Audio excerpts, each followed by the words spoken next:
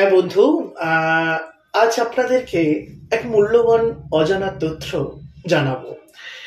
আপনারা অনেকেই হতাশায় ভোগেন যে আমার এত পরিশ্রমের ফলেও আমার কাছে কেন অর্থ থাকে না, আমি অর্থ কেন সেভিংস করতে পারি না বা জমাতে পারি না।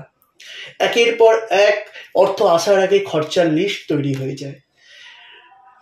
আমরা পর্যাপ্ত পরিশ্রম করেও সঠিক অর্থ অনেকেই জমাতে পারি না।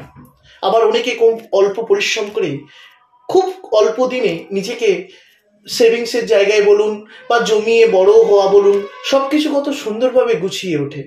হ্যাঁ বন্ধু, এর সবের পেছনে আমাদের জ্যোতিষশাস্ত্র এক বিরাট বড় ভূমিকা পালন করে। জ্যোতিষশাস্ত্রে দেবগুরু বৃহস্পতির কথা বলা হয়েছে। দেবগুরু বৃহস্পতি জন্মকুণ্ডলী, অর্থনৈতিক অবস্থা, পারিবারিক সুখ শান্তি, মানসিক সুখ শান্তি এবং শাস্ত্রীয় বিষয়ে বৃহস্পতির ভূমিকা জ্যোতিষশাস্ত্রে বিরাট মূল্যবান। জ্যোতিষশাস্ত্রে বৃহস্পতির রত্ন হিসেবে পোখরাজকে মানা হয়ে থাকে। পোখরাজ, সিলোনিস পোখরাজ আর ব্যাংকক পোখরাজ দুই ধরনের হয়ে থাকে।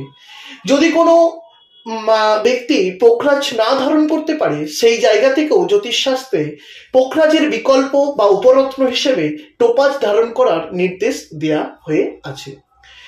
হ্যাঁ বন্ধু, এই বিষয় নিয়ে আরো বিস্তারিত আলোচনার জন্য এই ভিডিওটি শেষ পর্যন্ত দেখতে থাকুন। পোখরাজ যদি আপনার জন্মকুণ্ডলিতে শুভ হয় বা বৃহস্পতি যদি আপনার জন্মকুণ্ডলিতে শুভ হয়, সেক্ষেত্রে আপনি খুব সহজেই হাতে পয়সা ধরে রাখতে পারবেন এবং সুখ শান্তি খুব সহজে আপনার বজায় থাকবে। যদি আপনার বৃহস্পতি জন্মকুণ্ডলিতে অশুভ হয়, সেক্ষেত্রে আপনি হাতে পয়সা ধরে রাখতে পারবেন না, পারিবারিক সুখ শান্তি থাকবে না এবং মানসিক দিক থেকেও আপনি বিভিন্ন দিক থেকে ভেঙে পড়বেন এবং বিপর্যয়ের শিকার হবেন। হ্যাঁ বন্ধু, একেবারে ঠিক ধরেছেন যে জ্যোতিষশাস্ত্র মানব জীবনে কতখানি বৃহস্পতির ভূমিকা পালন করে। এই ভিডিওটি যদি না আপনি আগে দেখতেন তাহলে আপনি বুঝতে পারতেন না। যদি হ্যাঁ, এখানেই শেষ নয় বন্ধু, শুধুমাত্র তো জানলেন যে বৃহস্পতির শুভ অশুভতে আপনার কি প্রভাব হতে পারে।